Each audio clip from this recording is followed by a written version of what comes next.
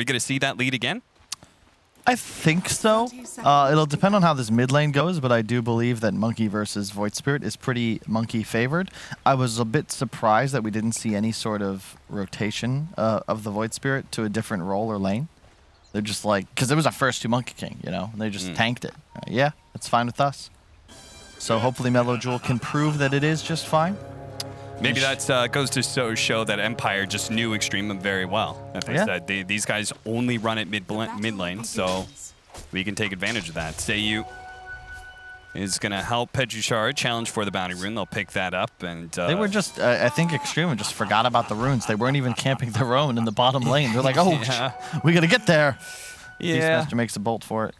I think maybe they were talking about switching lanes because the Beastmaster was top early on. So would you have preferred that? Do you think they should have made it so the Beastmaster isn't matched up against the Troll? I think they just wanted to avoid a potential aggro tri-lane. I don't think you can really put PA bottom against Troll. It's not like he'll do any better. Sure. If anything, it's worse. So I think this is just fine. If it was a different carry, like I think Brian was talking about a ranged carry, just because that gives you the potential to just go aggressive, which I thought would have been really nice here, but they chose to go a different route. It's just such an annoying lane. Like, this is going to continue. Just spam. Now, we have seen, you know, I know Brian wasn't a big fan of it, but when this Beastmaster is countered in lane, we have kind of seen Earthshaker help that lane out quite a bit just by Fissure blocking at the start, so the Beastmaster does get a faster level 3, doesn't have to share experience with anything. And that faster level 3 does make quite a big difference when that 5 position is no longer able to do anything about the boar. Yeah. This is one of those weird scenarios where I typically... Oh, nice. I typically love the Beastmaster just no-item Necrobook. It's even better than the OD no-item Meteor Hammer, but this was one game I would have loved to see him start with the stick. Yeah. Super value, especially when you're going Axe build against Troll Disruptor. Yeah, that is something that he does realize. He's going to go for the stick now. The Fissure block is going to help Shachlo get away here. It's something that is also big in this top lane matchup as well, where Pejushar also did not start out with a stick, which is kind of my preference against PA, but he wanted the Quelling Blade, he wanted the Orb of Venom, leaves him with very little to work with. Seiyu is going to be in some trouble here as they pounce onto this 4 position. Pejushar, though, is able to deal some nice damage back to Nefrit, especially with the Lucky Shot procs going off. Does even more to him. Yeah, it's most unfortunate because he Beastmaster also used the Courier for a second Sage's Mask. I would have loved it if he started with the stick, and instead that's all the way back at base. So it's a lot of health that he's missing out on, along with the mana. 15 HP and mana per charge. I think they've already used 8 or 9 spells, so that's a free axe charge at this point. All right, he now has the level 2 boar. Let's see if it actually can keep him alive here. The Fissure, the last shot. Oh, I think he would have lived there. He accepted death. Looked like he was shopping. Nice Fissure on 2. Shude tried his best. Yeah, he certainly did, as he was putting in some serious work in that game 1 with that clutch Blink Dagger timing we saw Brian go over in the panel segment. Yeah, and mid lane is going in favor of Monkey King, as I think we probably expected. Bottom lane being utterly dominated by Troll. My goodness, Smiling Eye 19-5 against 6-0. Like, this is absurd. Like, this is getting absolutely dumpstered right here. Well, I mean, this man, if anybody's going to come into this game with something to prove, it's got to be Smiling Knight. So he is starting off, hitting the ground running this kind of lead. We talk about this mid lane matchup and how it is Monkey King favored. How favored is it? Like, are you happy with where Gwynblide's at right now? Or Mellow Jewel, rather? Yeah, it's not one that is totally unplayable, but it's definitely MK favored. But Void Spirit can, of course, shove the lane and CS and trade semi-efficiently with the shield. So I think this is about right. It's probably like 65-35, 70-30. Yeah. So being, you know, somewhat close in CS, just not being able to deny ever, because trading is so efficient for this Monkey King, as we're going to see him. Careful. Arcane Rune is going to be picked up. In fact, oh no, missed out on the Remnant. They still are going to try and maybe fight Gwynblide here, but He does manage to get another round of stacks pretty quickly. He'll turn back again. The big hit from the enchant totem isn't quite enough. The impetus shot, that's not enough either. Seiyu, who just came in to run interference, will die, it looks like. Maybe he's popping a lot. The stick charges, fairy fire, all not enough. I will say I typically would see in this matchup Void Spirits itemized a bit differently. Definitely not boots before bottle. Because if he bottles the arcane there, he's probably just ahead in this lane now. But I've seen other players play it more for a bottle rush, even skipping the Mantle of Intelligence, just to make sure that they can spam shield when necessary. Basically guarantees every archer if done well. But yeah, this bottom lane, that's kind of the big question mark I have right now for EXTREMUM. Like, this is gonna be a free farming troll, going for the Maelstrom build. The lightning procs don't miss, so it's kind of nice against the PA. A cool farming tool. You don't really want to go for a Battle Fury in this game, I don't think. You want to try and stay that step ahead. Shotslaw messed up a little bit there on the deny on his boar. Hit it just before the disruptor shot came in.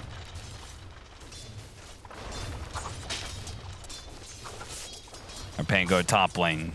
He's doing pretty well for himself. 23-3. As this matchup is pretty nice for the Pango, since he makes really good use of both man fighting the PA and with the early stick. He loves all that extra mana that is being given away from the daggers. Bought the runes. Here it comes, the 50-50, and it is choose. Probably would have preferred that to be top. I do believe that Mellow Jewel would have been able to swipe it. Invis on level 6 Void Spirit's always threatening. They'd really love to get something done up top, because this lane is not really going as well for PA as you'd want. Sheklo dies again, but I don't blame him. This is an impossible lane matchup. Disruptor, not great in straight up 2-on-2s. You know, if you ever aggro into him with the Prophet, he'll just feel useless. But in a 2-on-1, for the most part, because Chu is kind of not playing the lane, this is the dream. You just spam spells, you get easy setups. It's not really ever possible for a teleport to come out. And in fact, I think... No, Sheklo did not try to TP, but Glimpse was used. So wouldn't have been able to anyway. And a Ring of Bassi to start on Eknard. I really like that. Just allows him to keep spamming spells. Same with the Troll. It's a lot of base mana regen when you have an ally in lane that will also utilize it. Yeah, I mean, Troll especially. It's, he spams so much, he runs out of mana pretty quickly. Clap comes in to secure the range creep.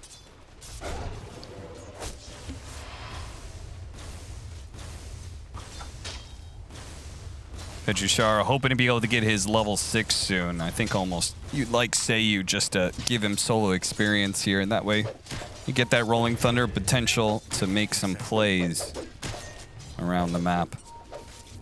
As we do have our level 6s and level 7s now for our mid laners, neither one of them trying to rotate just yet. Which I'm kind of expecting the Void Spirit to do so, just because he doesn't like that mid matchup so much. Pejushara with the very early Morbid Mass. Is that... Do you see that typically? That's a bit strange, isn't it? Yeah, I feel like it's definitely a bit unusual. He does another round of Swashbuckle, but he's not going to get a chance to get it off. What? Wouldn't you just want, like, boots? Bottle as well. Yeah. Really effective on Pango offlane, yeah. I always... Like, are you really going to be farming? Because Mask of Death to me is an item that you buy like when you're jungling. Like, you're looking to sustain because you're auto-attacking at all times. But Pango needs mana regen as well. Very strange item build. Like, I mean, I will are you say, rushing Vlad's? To be fair to him, I think this is a very good Vlad's game, right? You got Monkey King and Troll as your other two cores. Chu is going to be caught here trying to get some...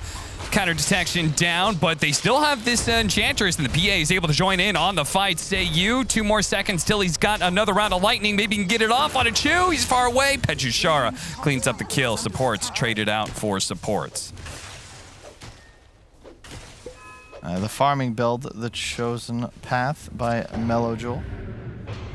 With the 3 points and Dissimulate. Really can't do too much against Monkey, so might as well just try and shove against him. Hold up. That's grabs the Disruptor and kills him on the way out, away from Gwynblood. Oh, would have loved to see Chu fill his bottle there, but alas, just TP'd in to try and assist with the kill, but wasn't necessary. This time around, I believe Chu rushed that Blink Dagger. This time he stopped for in Arcane Boots. Yeah. Dire's bottom tower It's having a is nice under start. Bottom attack. lane's a disaster, though. Like, that is just straight up going to lose EXTREMUM the game if they don't do something about it. Thankfully, it's a Beastmaster. He'll get 6. He'll have a Necro book. He'll be useful. But, I mean, we've seen Necro 3s finished at 12, 13 minutes. He is still working on Necro 1, and we're about to hit 10. Yeah, it definitely would be nice. Maybe that's why Melojewel isn't rotating bottom lane, just because we don't have that Necrobook roar up yet.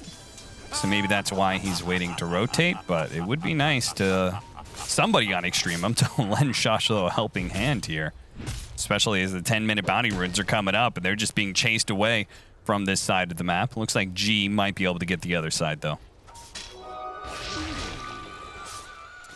He's got to be careful. Pangolier represents so much danger just because he's level 6. Doesn't matter what the items are. And they're going to make a move on him. He's quite low. He's very, very low. He's got another round swashbuckle, but he's going to be chased down by Melojewel. They're going to make sure he does not get that Rolling Thunder off, and a chance to bang on this offlane tower a little bit. Always so cool when a Void Spirit hits that double step for the kill. So much distance traveled. And they bring Smile. Oh, no, sorry. I thought it was Smile. Wait, did he cancel? Yeah, he canceled. That was a Troll TP. Okay. Yeah. So they thought about bringing both cores. I think the Monkey is the better decision, but she's got to be a little cautious here. Trying to make sure that they have enough people up here to stop this Siege Wagon push. This is where I'd love to see them move bottom immediately. You know there's no TP on the Troll. You know there's no TP on the Monkey. So just go kill Smiling Knight. They're not going to be thinking about this bottom lane. You've got Roar, you've got Necro. If they immediately sweep across the map, it could work for him, although Chu... Once again, Chu, he knows where the wards are, but he's having a hard time actually getting up the disarm. Does not last long enough. He gets the last hit on the ward, which is what he was looking for the entire time. It's almost the same gold as his hero, so it's all fine. Smiley Knight coming mid. Is he rushing Vlad's on Petishara? That is going to be the... No, he's going Treads now. Okay. I will agree. I think if you go the Vlad's bill, you're not supposed to rush it. I think Treads makes really good use of the lifesteal item. That's true. But then he has Blink Dagger queued up after that, so it makes it very curious. Well, this is the ideal movement, and they didn't make a move for Smiling Knight, so he actually leaves the lane in advance. I like that decision a lot. Sitting bottom is just kind of a asking for it, really. Yeah. And by going mid, you take the most valuable enemy tower and avoid what is the most dangerous part of the map. Petishara barely gets that off in time. Turn around, Primal Roar attempted. Petishara hits him first. Second round comes in. The Monkey King is going to try and get off his ultimate here, but he's already very low from just the magic damage. Can his armor keep him alive here? Turns into a tree to try and dodge some of this damage. Smiling Knight cleans up the Necrobooks, and they will manage to keep him alive. Now he's going to pop his ultimate to make sure they bring down Melojewel while he's disabled by the Shadow Shaman. And they can go for a push here. If Seiyu has enough mana, you could see some Serpent Wards being dropped. Oh, never mind. It's on cooldown. And this is just a totally different game by Smiling Knight. Like, I really like the edits he's made to his gameplay. In that Morphling match, if you recall, he didn't really do anything for first 15 minutes. Got Knee-Blade, finally started moving. Feels a lot more comfortable on the Troll. That movement towards mid sets him up for a tower, which then, because of the pressure that came towards bottom, sets them up for kills. Now another tower. Like, everything's flowing. You got the Maelstrom, Sanjin Yasha next up. Everything's feeling good. Radiant's middle tower is under Yeah, attack. this is looking great. Building into an SNY, so very much focused on sort of a mid-game build. Yep. Which is the right choice. PA will always be able to go toe-to-toe with you in the late game. You got to abuse this big window around mid timings, because you also will then have a pretty free Aegis. So just stay ahead of the PA. When he gets like that fourth item, you're in trouble. Pretty much lifesteal, a BKB, a Battle Fury, maybe a Deso, maybe just a straight up Rapier. That's when things get spooky. Until then, you are unstoppable. So in which case, having double Maelstrom cores fits against that timing really well, right? It's like you're going to fight through that blur, but it's still kind of a farming item. So you're going to be strong now, and you're going to be strong 10 minutes from now, 15 minutes from now. And those are your two big windows against a PA, who is currently hitting this bottom tier 1 tower, a tower that is not going to be contested by Empire. They are going to trade. Let Smiling Knight hit the top one. No surprise. Yeah, BKB next on the Monkey King. It's good choices. And it's just a tough game for Extreme to play here. The big equalizer is, of course, the fact that they have an Earthshaker. So these two supports for Empire have been great in the laning phase, but as this progresses, the Blink Dagger comes up, suddenly things get spooky. They kind of are needing a visioned momentum advantage to be that effective. Ross, the Disruptor, very much supports you want when you're ahead, not when you're on the back foot. But Shachlo is just suffering, man. This is a rough spot to play Beastmaster. He has no mana for Roar, I don't think. He throws his army, but maybe not paying enough attention to his hero. Yeah. Petchishara catches him on the other side of things.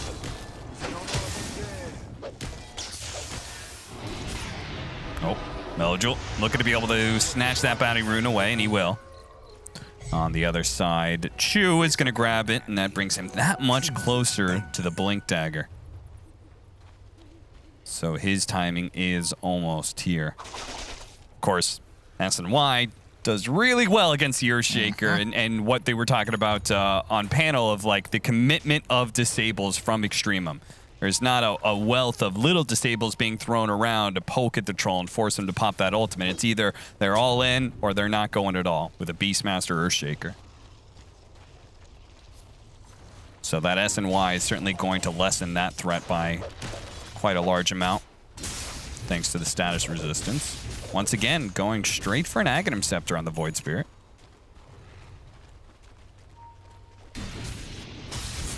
It's a second game in a row. We'll see that. I'm not sure how big of a fan I am. It was the previous game Empire doing it. Now it's Melojoul and Extremum. So I'm just a huge believer. We've talked about this for, it feels like, a couple of years now. But now that you have a backpack, TP slot efficient items are less valuable. You want to just have a maxed out inventory ASAP. But as I say that, trying to kill Eknard from a distance. Shachlo is going to be dealing with the Beastmaster hero himself as he's going to be chain stunned up and finished off pretty easily by Empire. Shachlo continues to be a nullified factor in this game. Oh, he went for the heals first. What are you doing to me, Cap? He definitely... never mind. Fair enough. All I saw was boots. It's tough. Sometimes you lose track of the heals. Yeah. I know the feeling. Yeah, sometimes it just disappears on you. Yep. Yep, there's the blink, and now Vlad's next up, as expected, for the Pango. All things considered, no problems here for Empire. Trying to stave off elimination. They currently reside in one of the two bottom slots of this upper division of the Eastern European DPC. There's the blink on Chu. 3 points after shocks. He's ready to go. Radiant's bottom tower is under attack. Dire's middle tower Great vision is under thus attack. far from Eknard as well. Look at what the coverage they have in the bottom lane. Spotting Seiyu, he is in an interesting position. Smiling Knight is able to follow him in, though. Start leading off onto G. Chu. Oh, looks like they're going to be able to maybe get off the Rolling Thunder here. Chase him down. Chu does manage to get his entrance there with the Echo Slam onto Gwynblight. They have to follow it up with the Primal Roar as well, and even that may not be enough. Melojoul's going to come in. Fisher off to the side. Actually does manage to finish up and hit some of those other heroes on the side. Nefrit, he does end up going down. Smiling Knight will get away with murder. Where? Oh, they lost their PA. Yeah. What? No, Smiling Knight was able to just man fight him down. How the... Wow, okay. Yeah. I was shocked. I thought that was a one fight for sure. If he had just leapt away to an ally, would have been huge. Oh, Melojoul, careful. That looked like a great start of the fight. They killed Rasta. It was a 4-on-5 to begin with. Chu with a nice echo. Some of that might just be the net worth disparity. Smiling Knight is just able to walk in there like a boss. And where was this in game one, Mr. Smiling Knight? This is what I'm talking about. This is how you start to take over a game as a carry. Just assert your dominance. And yeah, PA. Yeah, he just gets caught. Yeah, he's I don't want to say creep watcher. And the first hit root doesn't help, but just kind of walked into Petishara, and then just gets killed. And that's that. Well, as a result of getting that Monkey King kill, which I believe Shachlo got the last hit for, he now does have a Necrobook 3. So that'll help when it comes to vision control, as well as obviously a huge threat for all these heroes, since Necrobook hero damage, it just does so much now. He's going to go for a drums. as this next item to try and buff up his army as well as the PA. I don't mind that here. You're feeling pretty rough. You don't want to go for like even boots, so drums kind of make up for your lack of move speed and also provide more of a spike in damage output for you and your army. Well, the important advantage that Empire has, they were able to take that tier 2 pretty early, and they're going to take the outpost. It really feels like this game is a lot further spread than 1K gold. Yeah. Maybe if we take a look at experience, it'll show the different story. But the Blink Dagger initiation on Shochlo, that was They got him. quite the whiff from Gwynblight, but they got him anyway. They really got him. I mean, he's completely alone. There is no help in sight. And yeah, XP closed considerably after that last team fight. 2 bounty runes. Think Extreme will be happy with that. This game is still anybody's, really. But Smiling Knight, that's the big key. That's part of why the win probability isn't necessarily believing that this gold advantage is not larger. Gee, okay. It's just such a long time until Smiling the PA Knight comes up, right? Well, wait, what? Yeah, he's kind of in no man's land right now, but say you, he will join him. What the? It makes it a 2-man's land, but yeah, I don't know. This man is Oh, he disconnected. He must have, yeah, he lagged. That's what it is. The enemy team just being, they're taking pity on him. You know, oh, we lagged too. We understand. You didn't mean to hit your ultimate there and chase our 5 position up the high ground. Yeah. Now that's just rude. Hey, you got those 2 melee creeps. I mean, Shochlo was dead either way, so. You know, it does make you appreciate Dota 2's animations, right? Like, wouldn't this make a great anime sequence? Like Monkey King being the villain, of course. Shochlo, our hero. Maybe with more plot armor. He has 0 plot armor. Yeah. My man is in a horror movie. But okay, I mean, I would love a slow-mo of what in the hell Smiling Knight was just doing. His team wasn't even in the vicinity. Like, they had no Monkey King ult. There is no scenario you should be chasing an Ench, let alone by using an ability that prevents you from stopping the chase. Yeah. Like, you can't turn Troll Ultimate off. It's the one downside. You go berserk. I mean, maybe he thought he was going to get lucky. You know, he didn't get an ensnare for a really long time. And as a result, Shaker wasn't even there. He TP'd in. That's a long TP. Like, they're just like, hey, guys, Troll used ult out. Look at where his team is. Yeah.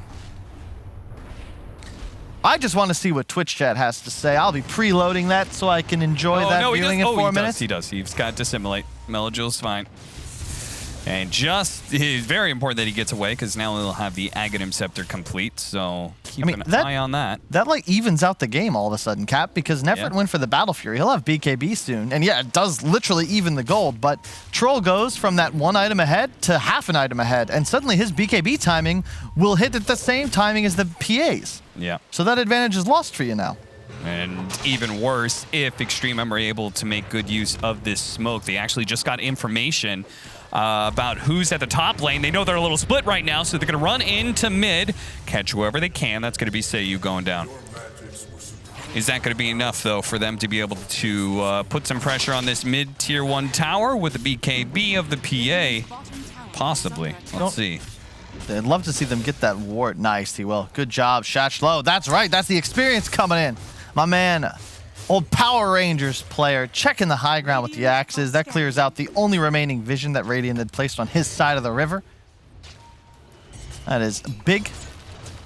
Now they just got to take that outpost back. Take it back. It's hard to remember sometimes. I forget. It also doesn't really, like, you know, it's 8 minutes until it's valuable as well. I really hope our next big patch, we were talking about it in the backstage, like, what will the big game changes be? I hope something's done to these outposts. Because it should be more of a priority, right? It should be something your team is, like, constantly thinking about. Whereas right now it's like, oh, wait, 28, 29 minutes? Oh, we should think about taking that outpost. Okay. Counterpoint, though, when it was every 5 minutes, people didn't like that it felt like Dota had a script to it. Oh, I don't think it should be... It should be a passive upgrade, you're saying? Like a slight increase in passive gold gain? Something, or... yeah. There should be a benefit to holding the outpost versus every 10 minutes you get a boon, which in this case is really just preventing a boon to the enemy. I would argue that having a specific timing window allows the losing team a chance to be able to Sure, but think about, you ever play Monopoly? Imagine if you bought a second railroad. That thought here, the Monkey King, it looks like they're going to be able to burst him down. 100-0. The AoE silence from Mellow Jewel is possibly going to catch the Shadow Shaman as well as he goes ahead, yields the Yule Scepter in order to make sure that Seiyu cannot retreat as quickly. A second kill there. Glimpse back into the Static Storm. Smiling Knight is waiting for him. Gonna go for this Enchantress kill, but this shard from Chu is slowing things down considerably. Finally does manage to get the kill onto the Enchantress, but Nefrit, he's gonna jump into this one with a BKB. It's up from Smiling Knight. Nefrit is gonna look to be able to get away. They're actually gonna jump onto the Pango here thanks to the Echo, and Smiling Knight is just being kited around here. Eknart is gonna follow Mellow Jewel, but he's got some people behind him. Seiyu, he's back into this fight now. Leading off the disables. PA hoping for a crit here to be able to finish off the Shadow Shaman. Thanks to the shard, they will manage to get it. Now Smiling Knight might be going down before his ultimate goes off. He's controlled up. He dies. Pango buying back. They're all just throwing their lives on the line here, but EXTREMUM are gladly sweeping it up. Wow, what a fight. Chuvash just on fire. Set up every single one of those kills in the team fight. They initiate on both weak supports, so that's a hell of a way to start. They force 2 buybacks. And they go wanting. Like, this setup right here, this is all... They don't commit because Shavash is waiting. He's got Fisher. He's got W up. Like, he's going to be just fine. Shachlo, sure, he's had a rough game. And that... But it doesn't matter. You've got the Roar, more stuns. It's the Earthshaker factor. Smiling Knight, hands off the keyboard. I'm stunned to death. What do I do, guys? Well, that's why you got to be a little more cautious with that BKB ultimate usage. It's supposedly a defensive tool, but it's being used offensively at all times. And to reiterate the original point, Cap, imagine if you were playing Monopoly and you bought 2 railroads, but you could only charge rent as if you had 1 railroad. That wouldn't feel good, and that's what it's like when you take both outposts. Petchishara. He's in. He is indeed in, and now he is out. What? And now... What? I feel like I've watched Gwynblight die a lot in this Monkey King. What? He had BK... All right, well, there's a Desto up on the PA after all of this action. Suddenly it's a 7k gold lead, and Shachlo is somehow in spitting distance of Gwynblight on the Monkey King. Dire's middle tower is under attack. Well, sometimes you just don't see those axes coming for your tree. Times are rough out there. Vlad's gonna start a build up here for Petchishara. Just so sad, Cap. I thought Empire, they had so much potential. They looked so good in the Decider tournament. They beat Spirit. Yeah. And since then, they've just looked like shells of themselves. This draft even, like it looked like they had made a nice swap. They had realized they needed to up the intensity. They took these early towers and then just sort of lost, like they just lost track of themselves. And poor Petashara, he had a great start, but now in 8th place in the net worth, 6.3k gold, still with just a blink dagger really to speak of. Their smoke's gonna break and the blur is still up. Nefrit sees these heroes either you jump the back line. Eknart throws down the static storm, but of course the BKB is still up for Nefrit. Gwynblight thinking about going for that ultimate, but Nefrit is just bouncing from support to support. Now he's ready to recommit onto Gwynblight, as now he needs to be able to get us the ultimate, but it's too late. Primal Roar controlled him for too long. Triple kill for Nefrit. And you can also see the downside of the double support combo from Empire. They just get shredded. Like, Disruptor panic pops his ult, but it doesn't matter. There's a PA, he pops BKB, you're dead in a crit. Rasta, dead in a crit. The 1 BKB duration cancels both enemy supports, and he has an Aegis, so even if you were to get him there, it wouldn't really mean too much. What happened to Smiling Knight the boss, who was able to just lead and be a frontliner because he was so far ahead? I feel like these supports are always in front of their cores rather than behind them. And now it's even worse. Orbit Destruction. Yeah, there's the double minus armor. The blur evasion increase for Nefrit, so this is a huge window. They know they've got Empire on the ropes, and if they keep them on these ropes, and MKB is not going to be coming anytime soon for anybody on Empire. Smiling Knight's going to be the closest one to it, but still a ways to go. And if EXTREMUM just keep up the pressure here. Nice, denying the rune. They're going to try and punish him for that one. Yule Scepter into the Remnant, into the Fissure, into a lot of chain stun, but he finally does manage to get off the ultimate. Can he turn this around this time around? No, Nefrit has managed to jump away over to Petushar, who's already taken out. The Smiling Knight might be able to kill the Void Spirit, but no, the Void Remnant. It stops him before he can finish off the Spirit himself. And but he got the DD, Cap. He got the DD. He denied it right in front of their faces. So they lose 3. But now this base push will not have the added benefit of double damage on that PA. Or the Void Spirit, actually, because he was about to bottle it. I mean, to be Silver linings, Cap. To be fair, yes, giving up the DD to the PA kind of guarantees you can't fight for 2 minutes. True. Split-second decision goes wrong for Empire, and now it's about to get a whole lot worse as their base is under assault. Their Shadow Shaman's going to be dying underneath the Tier 4. Static Storm, though, might actually lead into several kills here. If Mellow Jewel is the first one to fall here, the glimpse back onto Nefrit. Well, he still doesn't have his BKB. It's coming up now. No, actually, oh my God. Get down. Everybody get down. Gwynblight, he's going to be fissured up now. He's dead. 1,300 damage from Nefrit. The big boy crits are pumping out. The troll is just now coming back alive. They do have a buyback coming in from the Monkey King, Petushara. He's got something to say about this one. Rolls on in. Once again, though, hard to connect on some of these heroes. Nefrit is just dancing around the entire Empire team. He is smoked through a keyhole, working his way in and out where he shouldn't be. He finds Empire kills nonstop, and Empire are left with nothing but sand in their hands as they do not know what to do against this constant assault from EXTREMUM, buying back, but the lanes of barracks is already gone. They can't even stop EXTREMUM from retreating now. And I don't want to take anything wrong. EXTREMUM have shown up today. It looks like, sure, Empire underperforming, and here, real quick, big play just in the nick of time. Unfortunately, he didn't realize that once again the entire enemy team was already on top of him, but EXTREMUM playing excellently. The itemization, the medallion into the Crimson Guard on the Enchantress, the BKB timings, like they're playing a solid game of Dota 2, and perhaps they look so good just because they are that better team. It's twice in a row now.